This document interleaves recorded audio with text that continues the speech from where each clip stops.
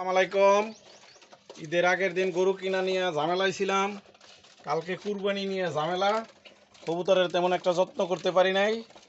আজকে সকাল সকাল আসছি, কবুতরের খাবার দিতেছি, কবুতরের পানি দিলাম।